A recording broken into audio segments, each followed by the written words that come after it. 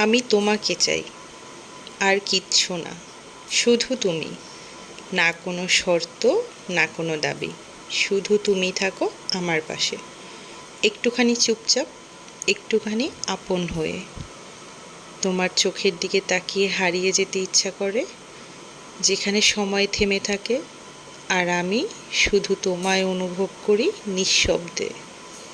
তুমি ছাড়া কিছুই ঠিক লাগে না এখন। তোমার অনুপস্থিতিতেই টের পাই তুমি কতখানি আমার ভিতরে জায়গা করে নিয়েছো। ভালোবাসা জোর করে আসে না, তাই তো বলি আমি শুধু তোমাকে চাই। তুমি থাকো, বাকিটা আমি সামলে নেব। এই কথাটুকু শুধুমাত্র আমার সেই প্রিয় মানুষটাকে ডেডিকেট করে, যার অনুপস্থিতিটা আমি খুব ভালো করে টের পাচ্ছি। প্রতিটা মুহূর্ত সেই মানুষটাকে মিস করি। আসলে আমাদের জীবনে এমন কিছু মানুষ থাকে যাদের অনুপস্থিতিটা আমাদের জীবনে খুব ভালোভাবে টের পাওয়া যায়। হ্যাঁ, হতে পারে অনেক আপনজন আমার পাশে থাকে, কিন্তু তারপরও ওই একটা মানুষের অনুপস্থিতিতে আমি বড্ড একা, ভীষণ একা। সবসময় মনে হয় ওই মানুষটা পাশে থাকলে হয়তো এর থেকেও আরও বেশি ভালো থাকতাম।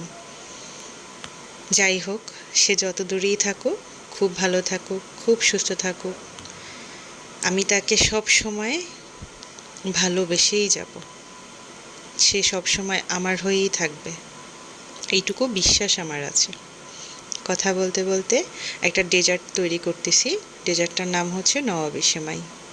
প্রথমে আমি গুঁড়ো দুধ, ঘি, চিনি এবং সেমাই সুন্দর করে ভেজে একটা বাটিতে সেট করে নিয়েছি।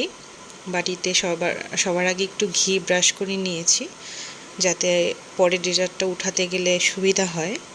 এবং কিছুটা সেমাই, মানে অর্ধেকের বেশি পরিমাণ সেমাই আমি সেখানে সেট করে নিয়েছি। তারপরে একটা ক্রিম তৈরি করেছি, যেখানে আমি গুঁড়ো দুধ, পানি, কনডেন্স মিল্ক, একটা ফ্রেশ ক্রিম ইউজ করেছি এবং সাথে কর্নফ্লাওয়ার।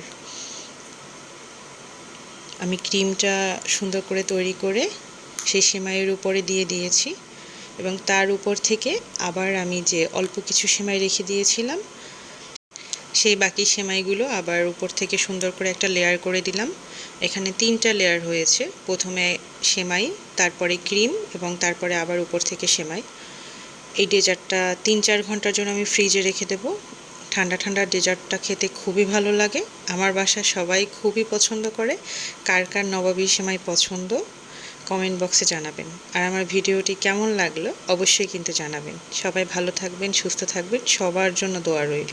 আর আমাদের জন্য সবাই দোয়া করবেন। আল্লাহ হাফেজ।